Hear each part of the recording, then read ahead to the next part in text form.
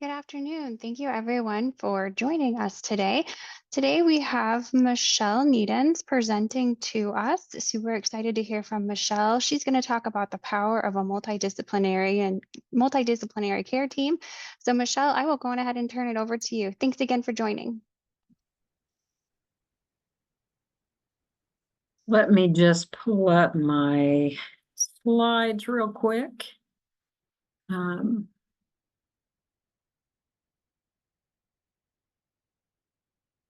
and we will get started. This is actually a topic that I very much like to talk about, partly because there's been an evolution and you guys have seen it over the course of time. I would say primarily in the last 7 years or so, we've seen an increasing shift to this concept of the multidisciplinary team.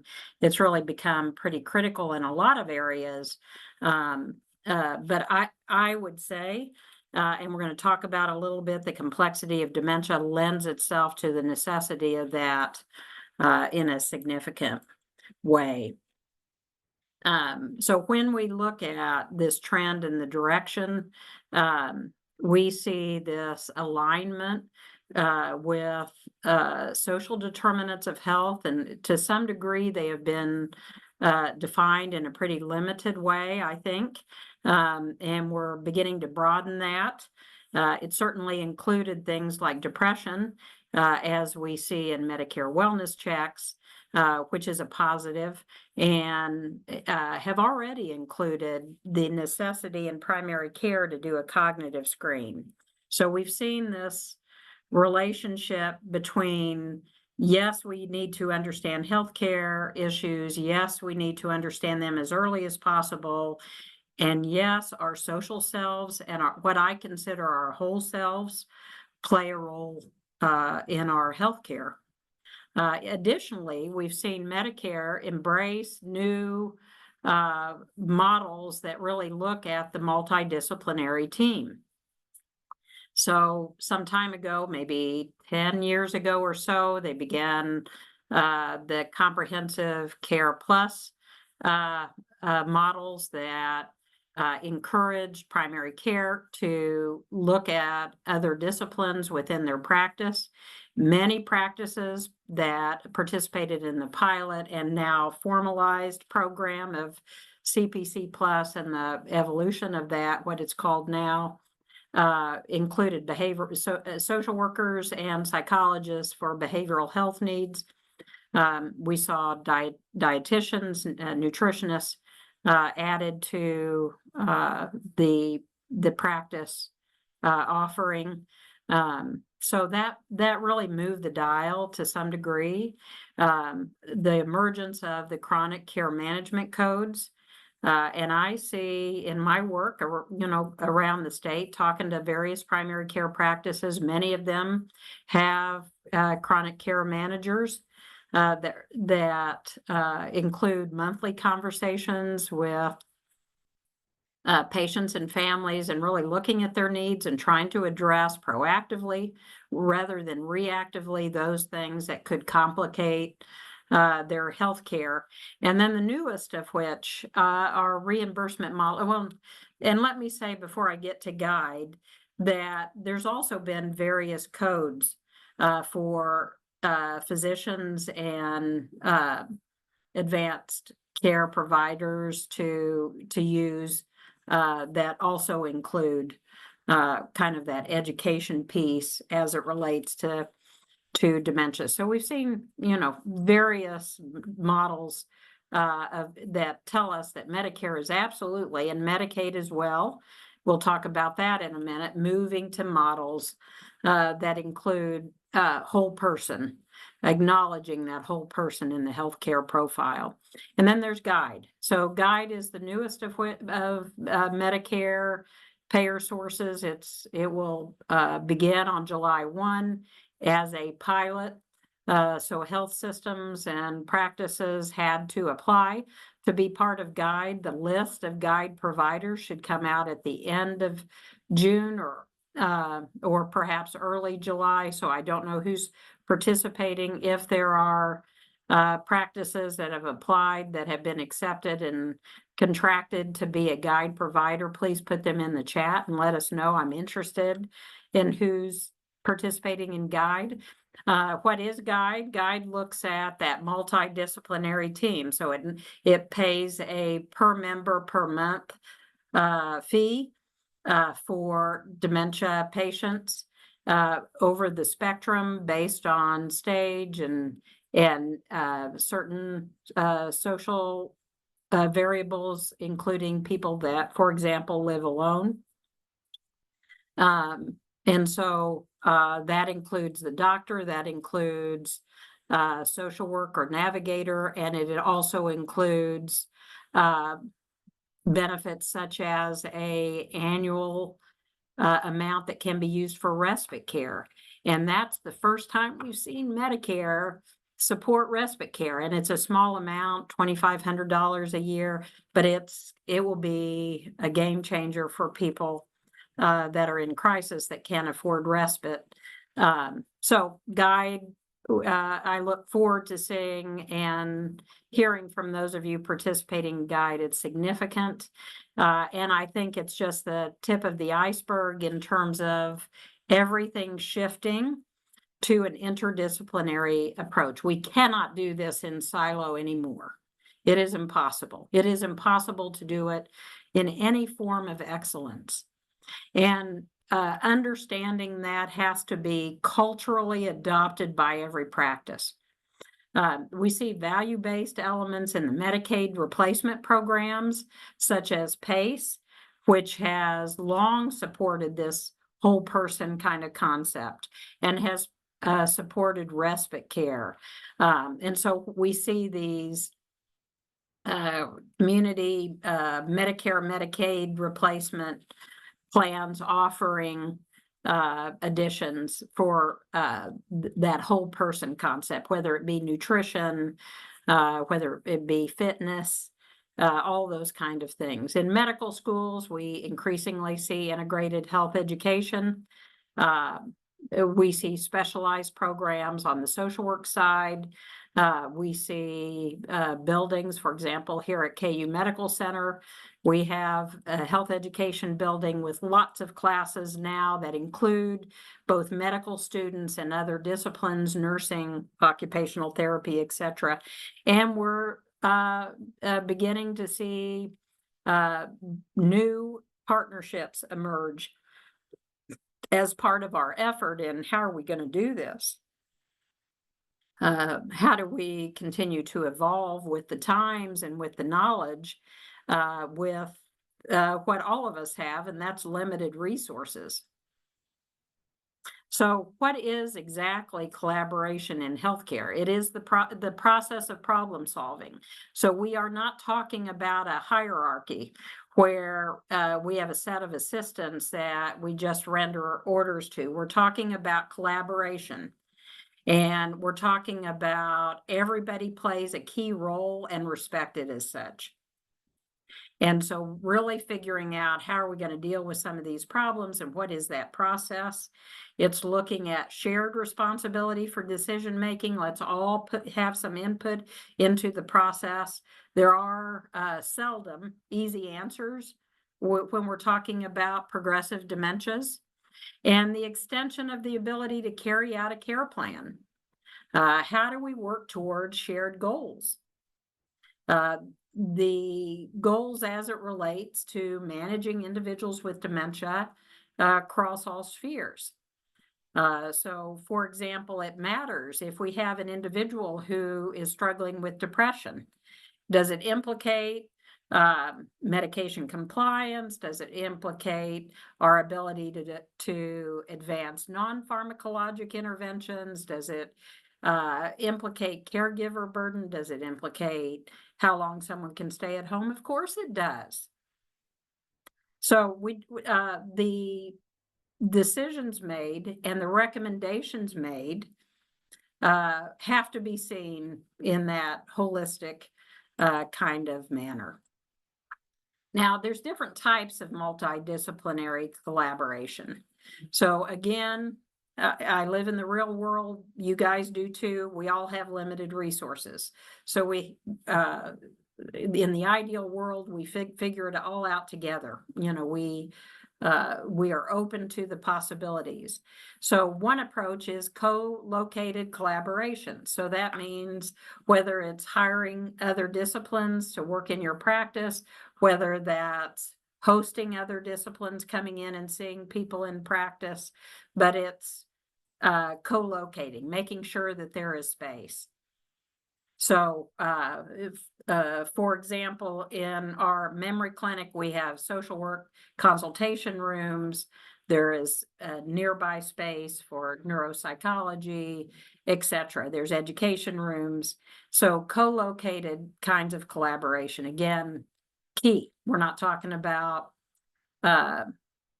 secondary elements. We're talking about a multidisciplinary collaboration. Non-hierarchical, meaning everybody has a different expertise.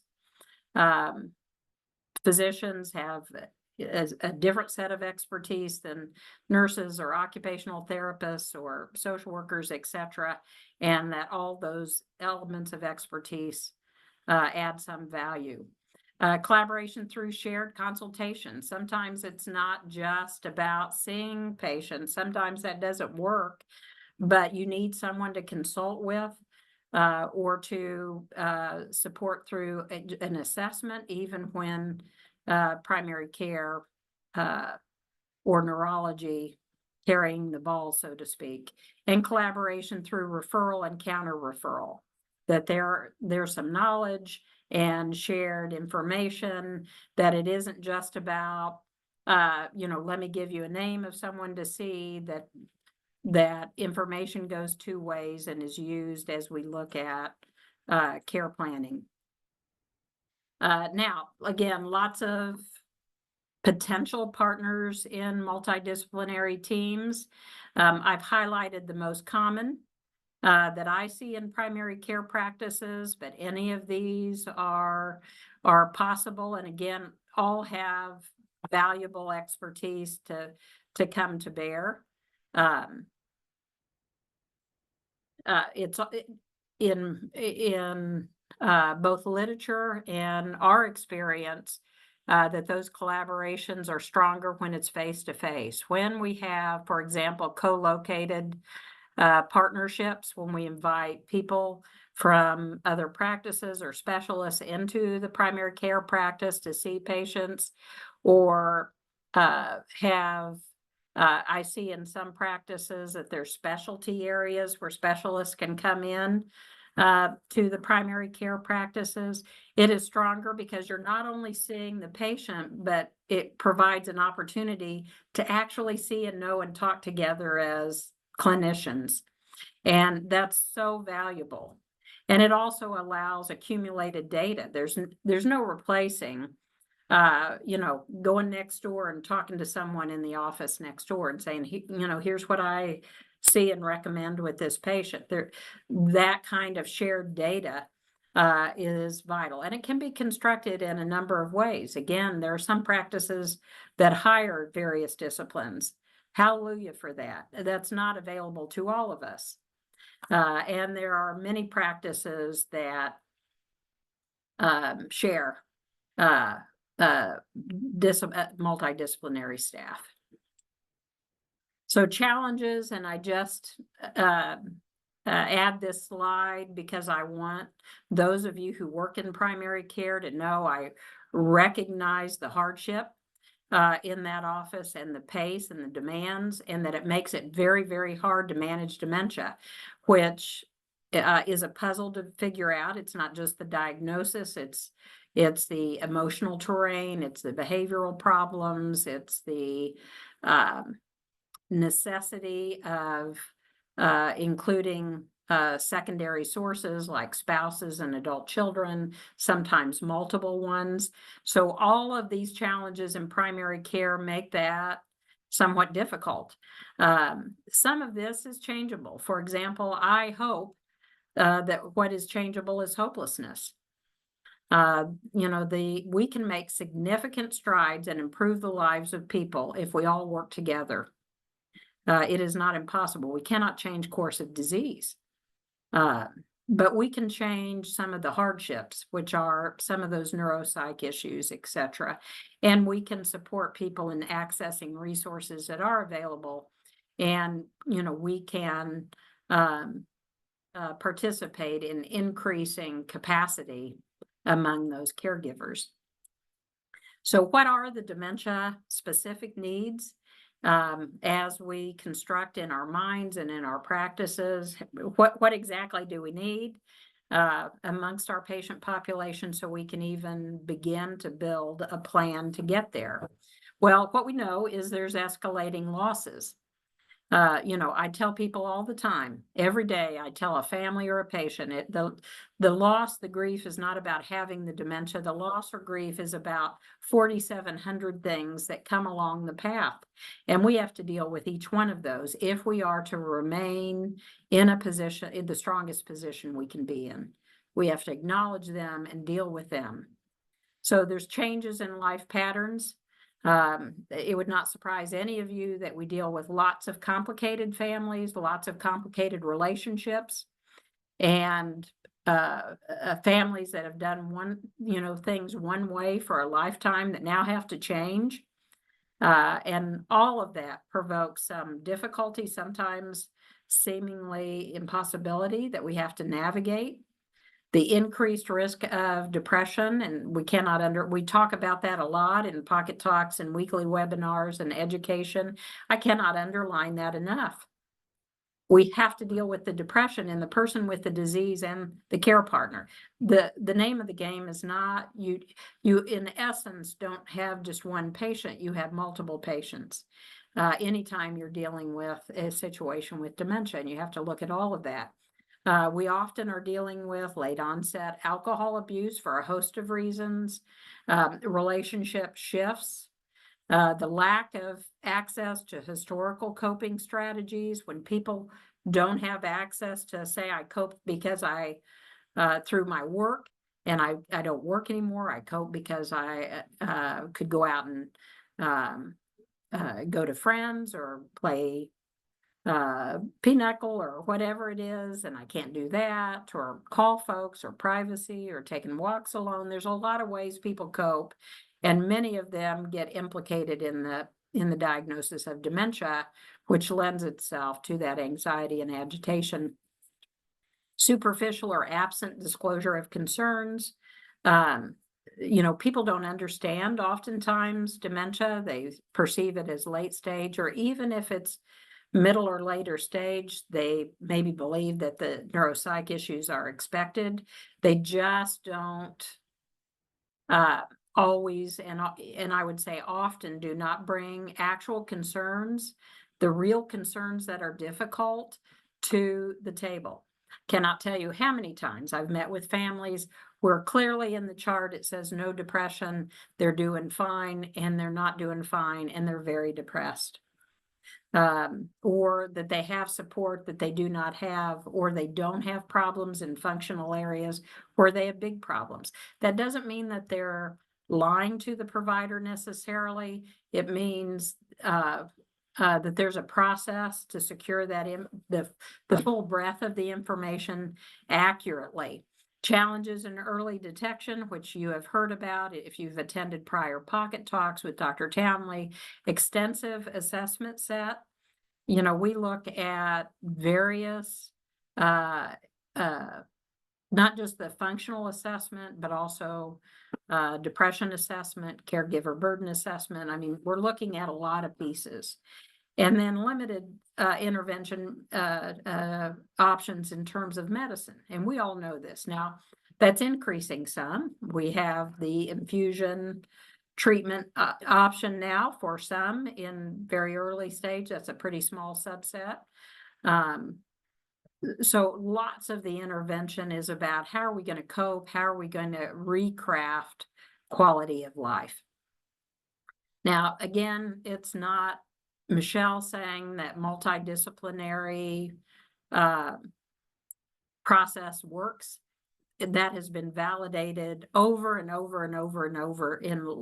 This is just a few validated programs that say multidisciplinary practice is profoundly successful in dementia.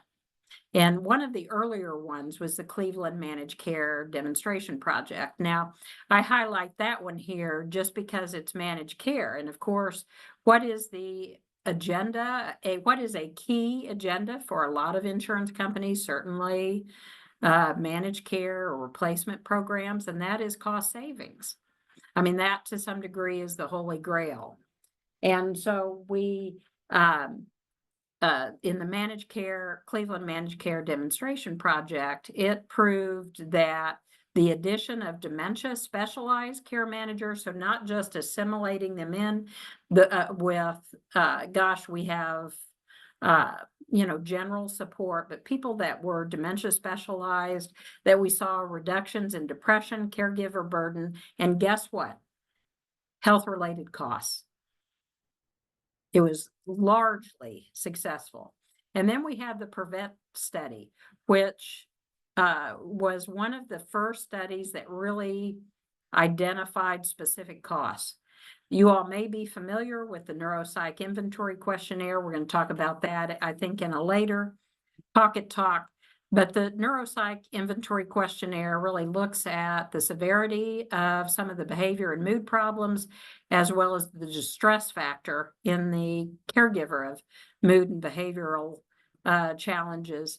And the PREVENT study, which targeted individuals in moderate stage that had some of these challenges, showed that there was significant reductions in the neuropsych the neuropsych inventory post support. So looking at that at the beginning of their interaction and at the point of case closure, and was able to quantify a cost based on the MPI score. So every point that is on the MPI is associated with a specific healthcare cost. In the PREVENT study, again, using dementia specialized support services, reached a 7-point MPI point reduction, which actually had profound implication for increase in programs after that. So it showed that it could save pretty significant costs, up to $2,800 per participant, and that was just in that time limited study. About 15 years ago, I think, we did a bridge study, again, looking at individuals with in the midst of neuropsych crisis that were at risk of placement because of the mood and behavioral problems. And we showed a 8-point MPI point reduction in pre and post intervention, which was about 6 visits. And not only did we show that cost savings, but we also showed a significant reduction in those individuals that we were able to sustain them at home for a longer period of time. So they did not go into placement for at least 6 months post-study, which was the last time we checked on them. So the care ecosystem is something that we participate in now. It was a program that began in California. It actually is implemented in many places around the country. And you can look up some of the information, and there's lots of training on the care ecosystem website that I think is very, very good. And so they formulate their multidisciplinary team kind of another direction. They look at it from a care team navigator, which in our world is a social worker, but it isn't always. In some cases, there needs to be social work as a part. There needs to be nurses a part. In care ecosystem, there was also a pharmacist. It was telephone based. In the Kansas version of it, there are in-person visits in primary care practices. in some of the urban areas. Other programs in California, a dementia care management program, and then Indiana brought the Healthy Aging Brain Center, again, able to quantify costs. And their multidisciplinary team included 2 care coordinators, one of them nursing and one MSW. Again, lots of models, but looked at all of these have some things in common: improve physical, emotional, and mental well-being for people with dementia and their care partners. They're one and the same. You have to impact both. Improved identification and diagnosis of dementia, improved anticipation of deterioration and care coordination at end of life. So successfully able to block what amounts to futile interventions that often are embarked upon because families are not prepared and uncertain. Reduced and delayed transitions into residential and nursing care, and reduced inappropriate hospital admissions, both acute and mental health. And lastly, improved communication between services. Again, this concept of we've got to all be in it together. So we have the Cognitive Care Network. This is just one model. There are other models around the state and nation, but our Cognitive Care Network is one implementation of a multidisciplinary clinic, not only in our memory clinic here, but we partner with primary care around the state. We partner with about 120 primary care docs around the state, and support them by providing education to the providers and their staff on assessment and diagnosis and workflow. And we provide them with a dementia specialized social worker navigator in-house. So our team goes to these practices once a month, in some cases once every other month, and sees their patients that that have been newly diagnosed with a dementia, to support that practice in providing education and those kinds of things, as well as to work on those emotional pieces, depression, etc. Again, the concept of shared resources that has been provided through philanthropy and through grants. And so it has not been a cost to PCPs or patients at all.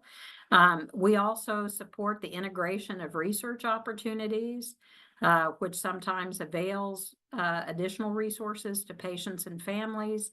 And it's just ethically the right thing to do. People can decide themselves if they want to participate in research, but they deserve to know what those are. And then Zoom rooms or specific kind of telehealth partnerships.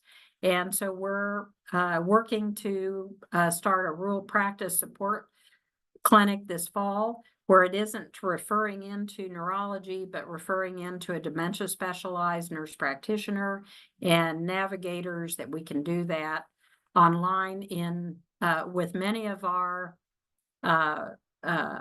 patients in more rural areas. They may not have access to telehealth. They may not have the desire to participate at home in telehealth, but they would go to a practice. They would go to a community site if it was set up for them to see specialists from afar. So we're looking for people to practice in that way. Do the providers benefit? The answer is yes. Helpful to have practice-based resources means something to have a partnership in-house. And you see these others, high marks. What's difficult is really that early diagnosis piece and having conversations, and that just comes over time. This survey was done 2 years ago. I would suspect this looks different now. So considerations as you move forward with embarking on a multidisciplinary model: identify what your needs are. Target needs through medical records. How many people have expressed concerns about cognition, or who have troubling scores in the cognitive screen and the Medicare wellness checks? workflow processes, look at that. What can trigger more objective disclosure? Look at if there's not resources to hire a multidisciplinary team in-house, look at community partnerships, look at opportunities to share a space if it's just a office once a month or whatever. Look at partnerships with specialty areas and systematic information sharing protocols. Look at shared education spaces. So maybe you have chronic care managers in-house. Maybe you have that team, but lacking education. Let's do this together. And really looking at that facilitated telespecialist visits through the rural support clinic or others. So, when we think about it, collaboration is the only way to make this work successfully. We just simply don't have on our own all the resources needed, and it leaves patients shorted. So I love this quote from Darwin that just says it's a long history of humankind that those who learn to collaborate and improvise most effectively has prevailed. And it is important that we prevail for all those families and patients that we are seeing. This is not about us. This is about people out there that struggle. And we not only can, we have to find better answers for them. And with that, I will hush. I think we are at time. I appreciate you all listening at me today. And if there are questions, do not hesitate to reach out. If you have interest in the CCN or any of the work that we do, again, please feel free to reach out. Thanks so much.